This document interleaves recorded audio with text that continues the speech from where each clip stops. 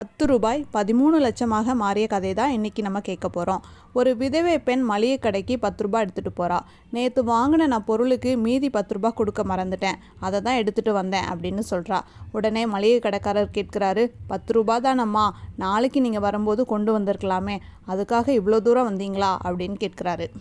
உடனே அவள் சொல்கிறா, உங்களுக்கு வேணும்னா ரூபாய் சாதாரணமாக தெரியலாம், ஆனால் என் கணவர் எனக்கு சொல்லியிருக்கிறாரு, ரூபாய் ஆனாலும் மற்றவங்கள நம்ம ஏமாற்றக்கூடாது, அந்த ரூபாவை அவங்களுக்கு திருப்பி கொடுக்கணும், அப்படி இல்லைன்னா அந்த பாவம் நம்மளை மட்டும் இல்லை நம்மளுடைய பிள்ளைங்களையும் சேரும் அப்படின்னு சொல்லியிருக்கிறாரு. நேற்று இரவு கூட நான் உங்கள் கடைக்கு வந்தேன், ஆனால் கடை பூட்டி இருந்தது, அதனால தான் இப்போ கொண்டு வந்தேன் அப்படின்னு சொல்கிறா.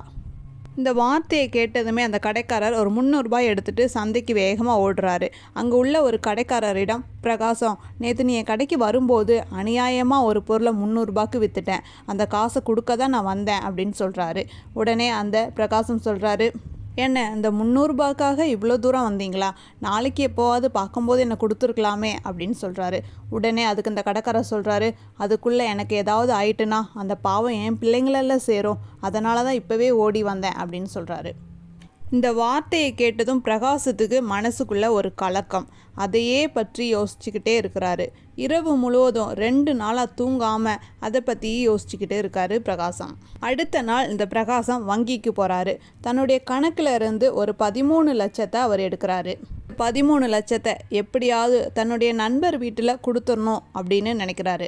காரணம், ஒரு 3 வருஷத்துக்கு முன்னாடி தன்னுடைய நண்பர் ஒருத்தர்கிட்ட 3 லட்ச ரூபாய் பணம் வாங்கியிருப்பார்.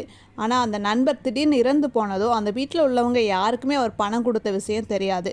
இதை காரணமாக வச்சு அதை மூடி மறைச்சி அந்த பணத்தை திருப்பி கொடுக்காம அப்படி மறைச்சிருவார் இந்த பிரகாசம். இப்போ அந்த பணத்தை திருப்பி கொடுக்கணும் அப்படின்னு சொல்லி தன்னுடைய நண்பர் வீட்டுக்கு போகிறாரு. அவருடைய மனைவியை பார்த்து காலில் விழுந்து மன்னிப்பு கேட்டு, நான் உங்களை ஏமாற்றிட்டேன், உங்களுடைய கணவர் எனக்கு 3 லட்ச ரூபாய் கொடுத்துருந்தாரு, அதை நான் மறைச்சிட்டேன், அதை இப்போ கொடுக்க வந்திருக்கேன் அப்படின்னு சொல்கிறாரு. இப்போ அந்த பெண் அவங்கள மன்னித்து ஆசீர்வதித்து அந்த பணத்தையும் வாங்கிக்கிறாங்க.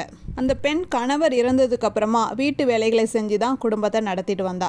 அவளுக்கு ரூபானாலும் அவ்வளோ முக்கியம். அந்த பணம் கிடைச்சதால அவளுக்கு ரொம்பவே மகிழ்ச்சி.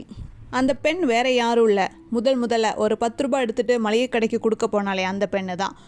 ரூபாய் ஆனாலும் மற்றவங்களை ஏமாற்றாமல் வாழும்போது கடவுள் நம்மளை ஆசீர்வதிப்பார் அப்படிங்கிறதுக்கு இந்த கதை ஒரு உதாரணம். இந்த மாதிரி கதைகள் கேட்குறது பிடிக்கும் அப்படின்னா மறக்காமல் சேனலை சப்ஸ்கிரைப் பண்ணுங்கள்.